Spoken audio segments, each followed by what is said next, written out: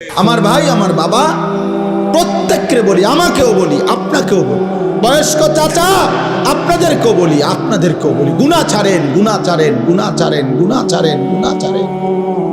এই দাদা চাচা, গুনাহ আগুন, গুনাহ।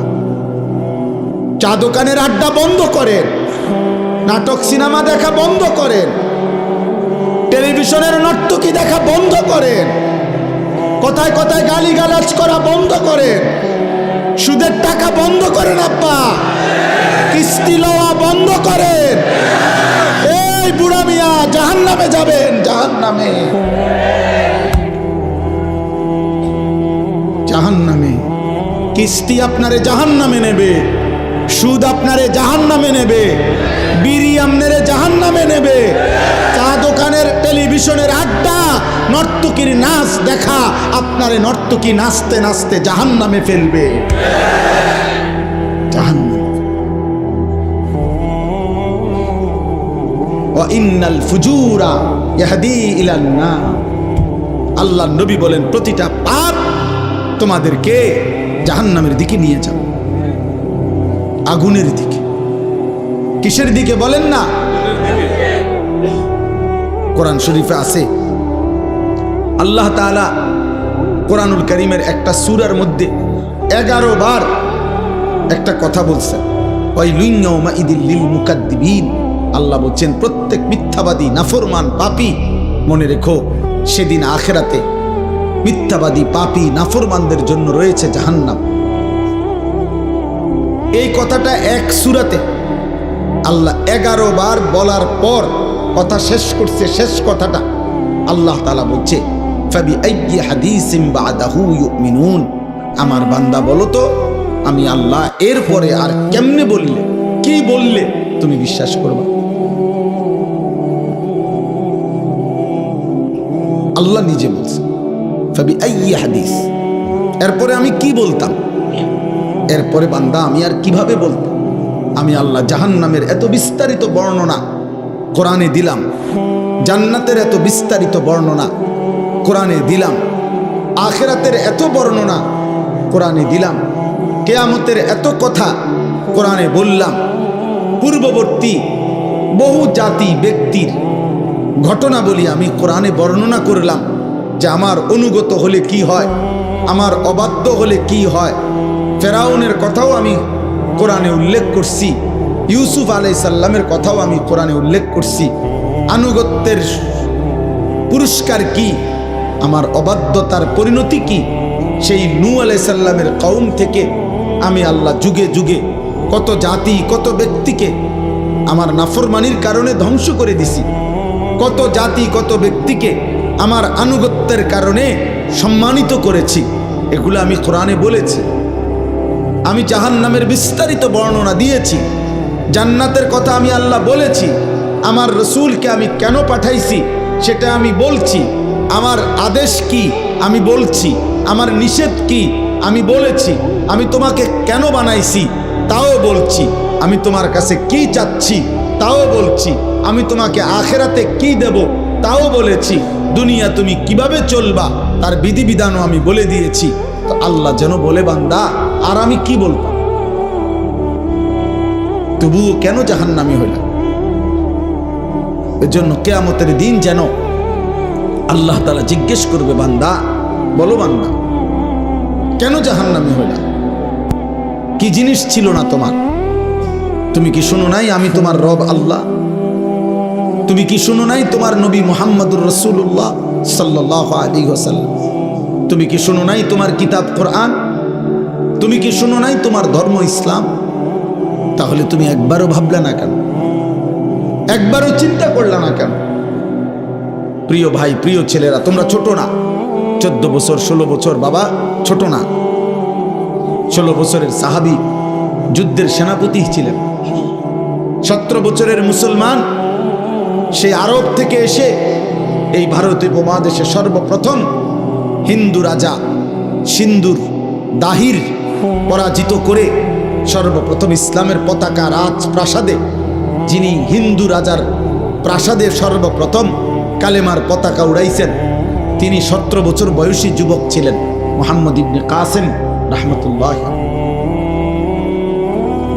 গোটা আফ্রিকা যিনি বিজয় করেছেন তিনি 22 বছরের যুবক ছিলেন, উকবা ইবনে নাফি' রাদিয়াল্লাহু।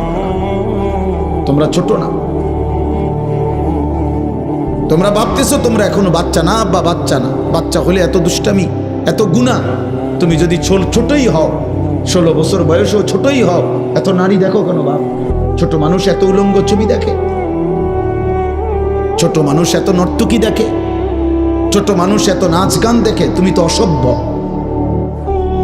এত কম বয়সে যে এত বেশি মোবাইলে নারী ছবি অশ্লীল দৃশ্য দেখো, তুমি তো লম্পট, চরিত্রহীন, তুমি তো অসভ্য, তুমি তো বেহায়া, নির্লজ্জ।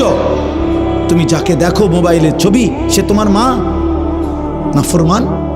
বলো একটা ছেলে, বলো তোমার মাকে দেখো। যদি মানুষের বাচ্চা হও, রক্তে যদি মানুষের রক্ত হয়, তো তুমি কল্পনা করো তো যে তোর মাকে এরকম দেখুক কেউ, তোর মাকে উলঙ্গ দেখুক কেউ, তোর বোনকে উলঙ্গ দেখুক, তোর মেয়েকে কেউ বিবস্ত্র দেখুক বেটা, তোর ফুফুকে দেখুক, তোর খালাকে দেখুক। তাহলে তুমি যাকে দেখছো সে কি কারো মা না? সে কি কারো বোন না? সে কারো মেয়ে না? সে কারো ফুফু না? সে কারো খালা না? এজন্য মনে রাখো বাবা, আজকে তোমাদেরকে তোমাদের অভিভাবকরা মনে করছে তোমরা ছোট, আর সেই সুযোগে শয়তান তোমাদেরকে দিয়ে সমস্ত নষ্টামি করায় ফেলছে। চরিত্রহীনতা, চরিত্রহীনতার জেনার, ব্যভিচার, নারী ছবি, অশ্লীলতা, বেহায়াপনা। গত 2 দিন আগেও পত্রিকা আসছে বাংলাদেশে গত 1 বছরে, গত 10 বছরের চাইতে বেশি, আমি নিজে পড়ছি রিপোর্ট, এইডস আক্রান্ত, মানে যৌন রোগে আক্রান্ত মারাত্মক যেটা মহামারী, HIV আক্রান্ত রোগীর সংখ্যা গত 10 বছরের চাইতে গত 1 বছরে বেড়ে গেছে। এবং উনি লিখছেন যে এর একটি বড় অংশ, রিপোর্টার লিখছেন, বিভিন্ন হসপিটালের জরিপ হিসাব করছেন, এই হসপিটালে চিকিৎসাধীন কয়জন, এর মধ্যে উনি লিখছেন বড় অংশ কিশোর, যুবক না, কিশোর। কিশোর মানে সর্বোচ্চ 13, 14, 15 বছরের ছেলেদেরকে বলবে। যারা এই পরিমাণ অসভ্যতা করছে যে পৌঁছে গেছে এখন মহামারীতে, এইডসে আক্রান্ত। এজন্য দোস্ত, একদিন ঘুম ভাঙবে, একদিন তুমি জাগবে। পৃথিবী তোমার অপেক্ষায় বসে থাকবে না। তোমার দাদা তোমার সাথে মরবে না, তোমার আগে মরে যাবে। তোমার আব্বা তোমার সাথে মরবে না। ওই যে দেখেন, ওই বেয়াদব দেখেন, ওই 2 বেয়াদব চুরি করে, মানে এত এমন গাদ্দার, যে গাদ্দারের কথা হইল আমি শুনবো না, তোমার মতো হুজুর না, তোমার আব্বা বললো আমি শুনবো, আমি ছবি উঠা। আরে বেয়াদব, উঠে গেলে ভালো। এত রাত হয়েছে, ঘুমায় যাও বাবা, অথবা গিয়ে বাইরে অন্য ছবি দেখো।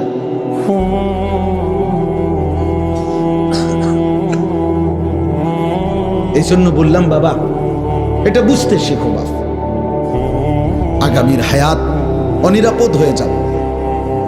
লাম তাজহারিল ফাহিশাতু ফি কওমিন হাত্তা ইউলিনু বিহা ইল্লা ফাশা ফীহিমুত তাউন ওয়াল আওজা' আল্লাতী লাম তাকুন মাদাত ফি আসলাফিহিম আল্লাযীনা মাদাউ।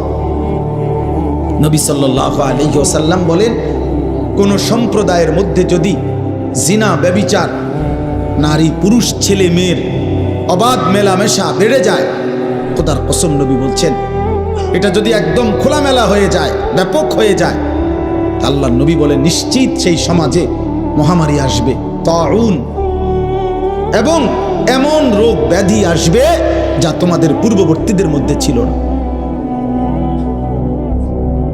প্রিয় ভাই, তোমাকে তো বাঁচতে হবে।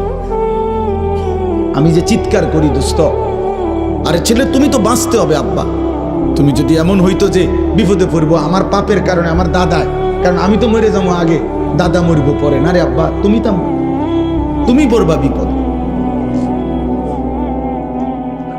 আগামীর সমাজে নিরাপদ সম্পর্ক, হাদিসে আছে, কোন সমাজের মধ্যে ছেলে মেয়েরা যদি অবাধ এই নারী ছবি, অশ্লীলতা, বেহায়াপনা, উলঙ্গতা তোমাদের সবার পছন্দ হয়, তাহলে আগামী সমাজে তুমি নিরাপদ সম্পর্ক, নিরাপদ ফ্যামিলি, আগামী সময়ে তোমরা নিরাপদ বোন, নিরাপদ মেয়ে, নিরাপদ ইজ্জত, সতীত্ব খুঁজে পাবা। আল্লাহর কসম করে বলি, কসম খোদার, এটা মনীষীদের কথা। তুমি যেমন নষ্ট, যে তোমার বিবাহের সম্পর্কে আসবে, তো একদিন পরে হোক আর 6 মাস পরে হোক, তুমি টের পাইবা সেও দুশ্চরিত্র। সেদিন আফসোস করতে না, ঠিক বলে চিৎকারের দরকার নাই বাপ, তুমি বুঝো। আমি ব্যাপক সমর্থন চাই না, আমি আখেরাত চাই, আখেরাত চাই। আমি বললাম না, এটা কিতাবে স্পষ্ট আছে। আপনারা যারা বাবারা আছেন, আপনারা খুব বেশি খামখেয়ালি করতেছেন, খুব বেশি। আপনাদের ছেলেরা, এগুলো আপনাদের ছেলে, এই ছেলেগুলো এখানে যারা এখন বসছে, আসছে, এরা নর্থ বেঙ্গল থেকে আসে না, পার্বত্য চট্টগ্রাম থেকে আসে না, খুলনা বরিশাল থেকে আসে না, এরা রংপুর বিভাগ থেকে আসে না, এরা এখানকার আশেপাশে সর্বোচ্চ 10 কিলোমিটার 20 কিলোমিটার জায়গার ছেলে। তো 20 কিলোমিটার জায়গার যদি এখানে 1000 ছেলে হয়, 2000 ছেলে হয়, আপনারা ভাবেন তো এই 2000 ছেলের মধ্যে আপনারা একজন চাচা যারা নামাজ পড়েন, এরকম একজন নামাজি চাচা আপনাদের এলাকার ছেলে আপনারা এখন দেখেন, দেখলেই আপনি বুঝবেন যে এখানে যদি 2000 ছেলে হয়, কমপক্ষে 1900-1800 ছেলে বেনামাজি। আর যদি মিথ্যা বলি তো তোমরা প্রতিবাদ করো। তোমরা যারা আজকের সারাদিনে 5 ওয়াক্ত নামাজ পড়ছো, যুবক ভাই, কিশোর ভাই, তো তোমরা প্রতিবাদ করো যে না, আমরা হুজুর আপনাকে এখন প্রমাণ করব আমরা বেশি অংশ নামাজ পড়ছি। বলো, তুমি চ্যালেঞ্জ করো, তাহলে বিচার হবে আমার, তাহলে আমার বিচার হবে। তোমরা যা বিচার করো আমি তা মাইনা নেব। হ্যাঁ, আমার ভিডিও হবে, বিচার তোমরা জানাই দিবা যে আমরা হুজুররে অপমানিত করে দিছি ভুল ইনফরমেশনের কারণে। তাহলে একটি 92 থেকে 95% সংখ্যাগরিষ্ঠ মুসলিম দেশে, যেখানে চারিদিকে মসজিদ, মাদ্রাসা, প্রতি ওয়াক্তের নামাজের আজান মাইকে হয়, হিন্দুস্তানের এমন অসংখ্য প্রদেশে, ইন্ডিয়ার মুসলমানের ওইখানের হিসাবে সংখ্যালঘু যদিও, আমাদের এখানের হিসাবে বেশি। বোঝেন নাই কথা? ইন্ডিয়ার মোট জনসংখ্যার কারণে হলো মুসলমান কম, কিন্তু আমাদের বাংলাদেশের সব মিলানোর চাইতে যে পরিমাণ, তার চাইতে ইন্ডিয়ায় মুসলমান বেশি। আমি নিজে ইন্ডিয়ায় তো ছিলাম 8 দিন 2022 সালে, আরও একবার গেছি 2018 সালে চিকিৎসার জন্য। তখন আমি তো ইন্ডিয়ার এমন প্রদেশে গেছি যেই প্রদেশের মুসলমান আছে কিন্তু কোনো মসজিদে প্রকাশ্যে আজান দেওয়া নিষিদ্ধ, এরকম বহু জায়গা আছে। কোথাও কোথাও আবার অনুমতি আছে অল্প কিছু জায়গায়। তাইলে বলার উদ্দেশ্য হলো ভাইয়া, যেখানে চারিদিকে মসজিদের মিনারায় আজান হয়, প্রতি ওয়াক্ত নামাজ যদি আমরা কল্পনা করি, কমপক্ষে আমাদের এক একজন ব্যক্তি যেখানেই থাকি আশেপাশের, না হয়তো খেয়াল করলে 10টা মসজিদের আজান এতটা কাছাকাছি যে শুনবার কথা, তাহলে প্রতি মসজিদে যদি 4টা করে মাইকের হরন থাকে, তাহলে 10টা মসজিদে 40টা হরন একসাথে আজান দিছে। তুই নাফরমানের কলিজার মধ্যে, তুই এত বড় নিকৃষ্ট পাষাণ বেয়াদব, এত বড় বেয়াদব, তুই বেয়াদবের কলিজার ভিতরে এতগুলো হরনের মাইকের আজান 100টা কলিজাটা কিন্তু নাড়াইতে পারে না। কত বড় নিকৃষ্ট বেয়াদব, বেনামাজির চাইতে বেয়াদব পৃথিবীতে কেউ। কত বড় নিকৃষ্ট! হায়, তোর মা তোকে শেখায় নাই কোনোদিন? আহা, নাফরমান ছেলে, তোমার মা কোনোদিন বলে নাই তুমি মুসলমান? তোমার বাবা কোনোদিন বলে নাই? তোমার ছোটবেলার মক্তবের হুজুর তোমারে কোনোদিন বলে নাই যে মুসলমানের উপরে 5 ওয়াক্ত নামাজ ফরজ? তো 16 বছর বয়সে এভাবে ভুলে গেলা, 18 বছর বয়সে এভাবে ভুলে গেলা।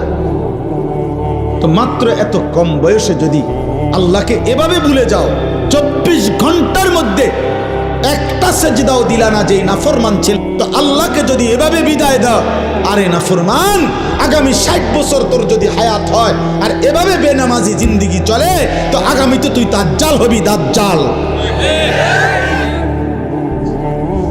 তুই তো হবি দাজ্জাল।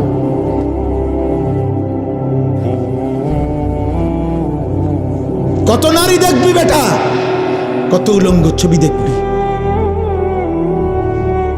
একদিন কোমরের ক্ষমতা আর লজ্জাস্থানের ক্ষমতা নষ্ট হয়ে, যৌবনের সক্ষমতা নষ্ট হয়ে, তখন পথে পথে ঘুরবা আর রাতের আধারে একাকী কাঁদবা, আর ঘর আর সংসার জাহান্নামের টুকরা হয়ে ধাউ ধাউ আগুন জ্বলবে।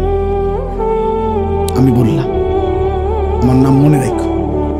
আলহামদুলিল্লাহ, আমি এই বিষয়ে কিশোর যুবকদের যাবতীয় বিষয় নিয়ে আমার জিন্দিগির 24 ঘন্টার মেইন সাধনা, আমি এই নিয়েই পড়ি সারাদিন, সারা পৃথিবীর খোঁজ খবর, রিপোর্ট, এগুলো জানতে চেষ্টা করি।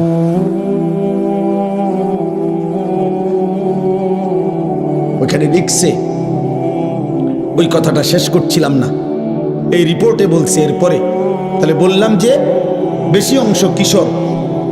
এরপরে আরো আশ্চর্য জঘন্য কথা লিখছে যে এইডস আক্রান্ত যেই রোগী এই মুহূর্তে বাংলাদেশে, তাদের মধ্যে বড় অংশ, বৃহৎ অংশ সমকামী। খোদার কসম, মানে ছেলে ছেলে অপকর্ম করে। তার মানে এই কুত্তা নারী দেখতে দেখতে, মোবাইলে অশ্লীল ছবি দেখতে দেখতে 24 ঘন্টা এটা কুত্তার মতো হয়ে গেছে।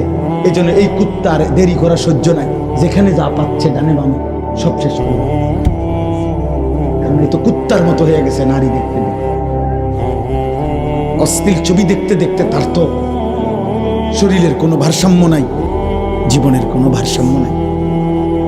ওর মা কিসের আর বাবা কিসের, ওর তো দরকার যৌন চাহিদা পূরণ। ওর আবার ইজ্জত কি, সম্মান কি?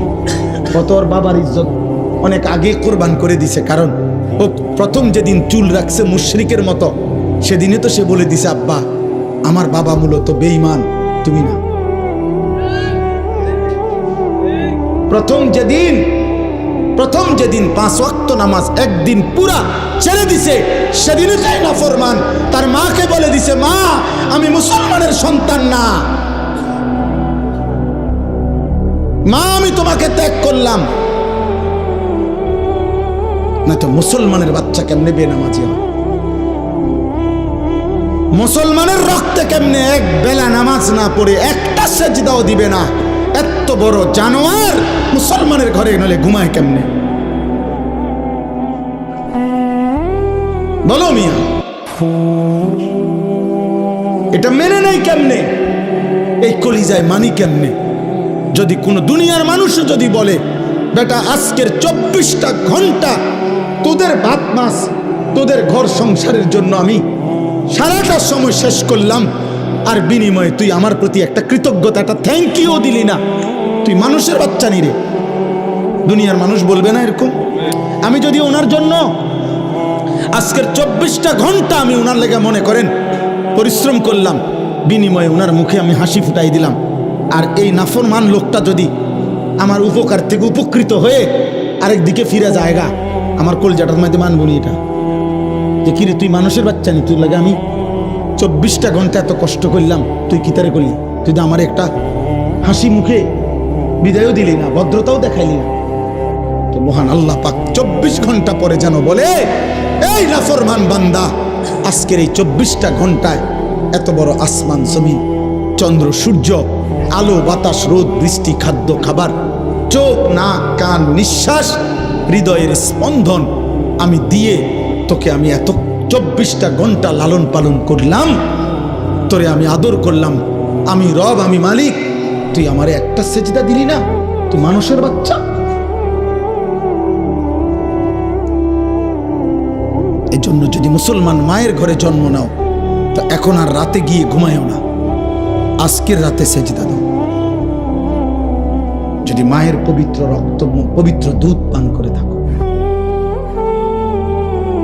বুঝছো মিয়া? জীবন জানোয়ারেরও পার হয়, রাত কুত্তারও ভোর হয়, রাত শুকুরেরও ভোর হয়, দিন কুত্তারও সন্ধ্যা হয়, সারা দিনের খাবারের চাহিদা জানোয়ারেরও পূরণ হয়, ঘুমের চাহিদা জানোয়ারেরও পূরণ হয়, থাকার ব্যবস্থাপনা কুত্তাও কোনো জায়গায় বারান্দার মধ্যে রাস্তার কোনো কিনারায় শুয়েই থাকে, একখানে না একখানে পার হয়ে যায়। জীবন একভাবে না একভাবে পার হয়েই যায় আব্বা, আখেরাত পার হবে না বাপ,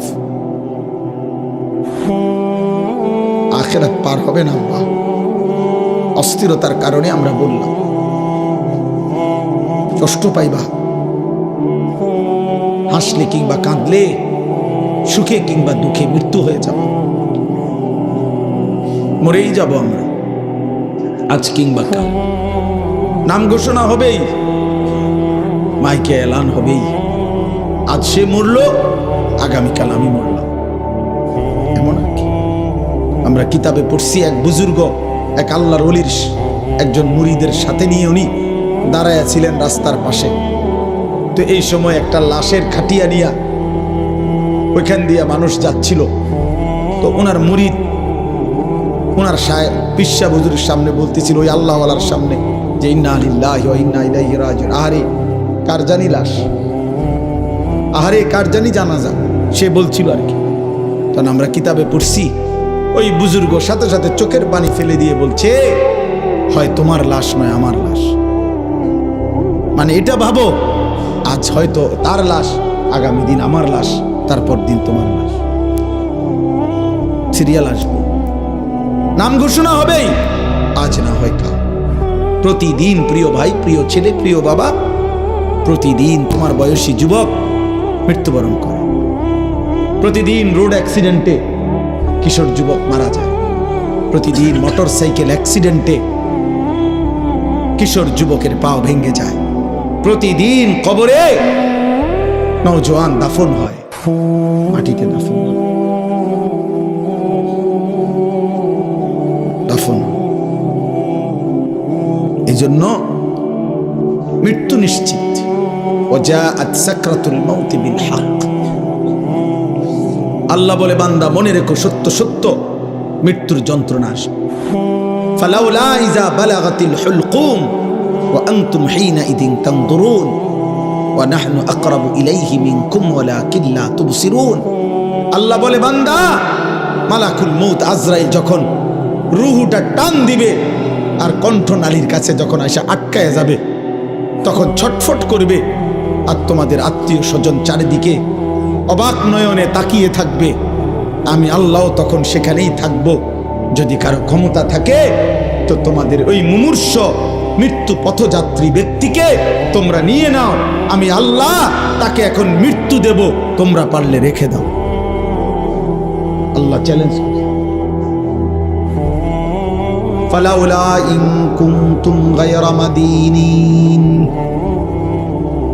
আল্লাহ বলেন, যদি বলো আখিরাত হবে না, যদি মনে করে থাকো না ফরমান পরকাল বলতে কিছু নাই, তারজিউনাহা ইন কুনতুম সাদিকিন, তাহলে তোমাদের স্বজনকে ফিরিয়ে রাখো, তোর আব্বারে রেখে দে, ওই যে তোর বাপ মরে যাচ্ছে। আল্লাহ বলেন, আমি তাকে এখন কবরের দিকে নেব, তুই তাকে দুনিয়ায় রেখে দে। আমি এখন তাকে মৃত্যু দেব, তুমি পারলে বান্দা তাকে রেখে দাও। পারবা তো বাপ? কথা বলে না। হাত্তা ইদা জাআ আহাদাহুমুল মাউতু ক্বালা রাব্বিরজিউন। আল্লাহ বলে, যখন নাফরমানের মৃত্যুর সময় হয়, আজরাইল যখন এসে সামনে দাঁড়ায়, তখন নাফরমান চিৎকার দিয়ে বলে, আল্লাহ একটা বারের জন্য আমারে দুনিয়ায় থাকতে দেন, আর কিছুদিন থাকতে দেন, লাআল্লি আমালু সালিহান ফীমা তারাকতু। যে আমলগুলো আল্লাহ ইতিপূর্বে করি নাই, সবগুলো নেক আমল এবার যদি থাকতে পারি করব। কাল্লা, আল্লাহ বলবেন না, কখনোই না। আল্লাহ আমাদেরকে বুঝদান করেন। আমার ভাই, আমার বাবা, প্রত্যেককে বলি, আমাকেও বলি, আপনাকেও বলি, বয়স্ক চাচা আপনাদেরকেও বলি, আপনাদেরকেও বলি, গুনাহ ছাড়েন, গুনাহ ছাড়েন, গুনাহ ছাড়েন, গুনাহ ছাড়েন, গুনাহ ছাড়েন। এই দাদা, চাচা, গুনাহ, আগুন গুনাহ।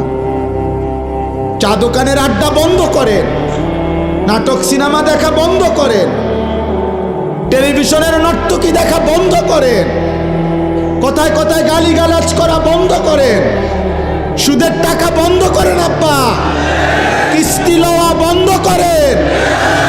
এই বুড়া মিয়া জাহান্নামে যাবেন, জাহান্নামে, জাহান্নামে।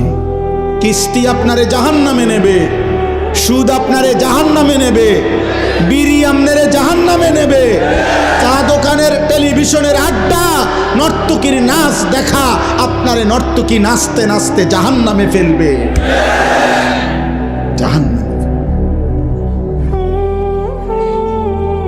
ওয়া ইন্নাল ফুজুরা ইয়াহদি ইলান নার।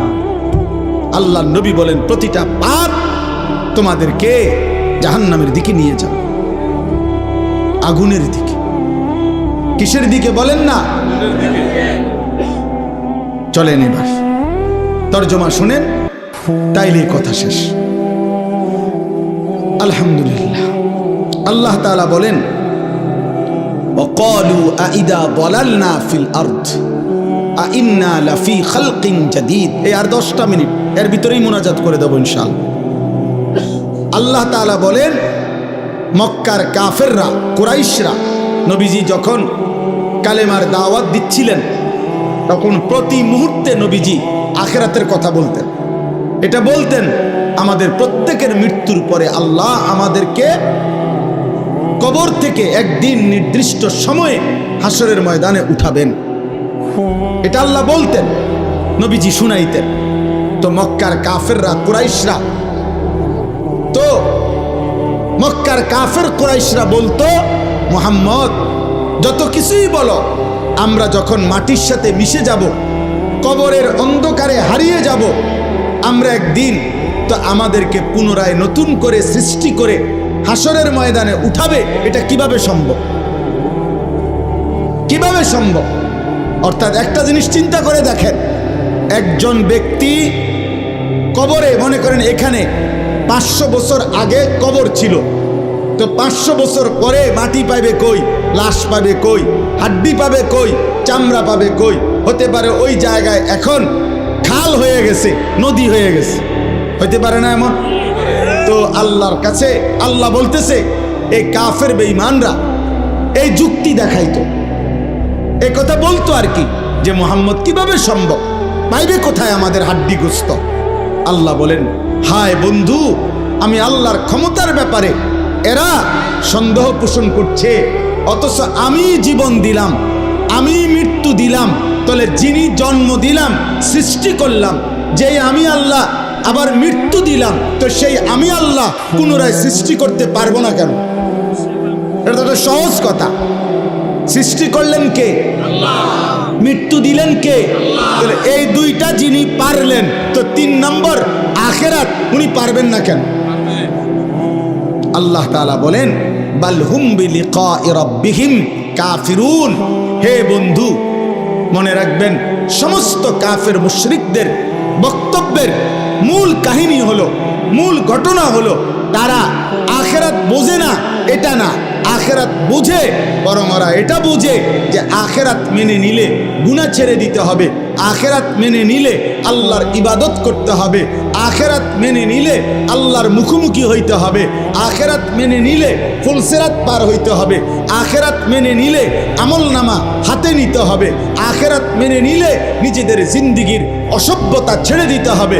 এই জন্য এগুলো চায় না, পছন্দ করে না, মানে আমার গোলামি করবে না, আমার নাফরমানি ছাড়বে না, এই জন্য বলে আল্লাহ আখিরাত করতে পারবে না। আসল কথা হইল, এরাও বোঝে পারবে, কিন্তু এই বাস্তবতা ইচ্ছা করে বুঝেও না বুঝার ভান করে অস্বীকার করে। নাউজুবিল্লাহ। এবার আল্লাহ বলেন, এই দেখেন তর্জমা শোনেন, একবার সহজ তর্জমা। আল্লাহ তাআলা বলেন, কুল, হে নবী আপনি বলে দেন,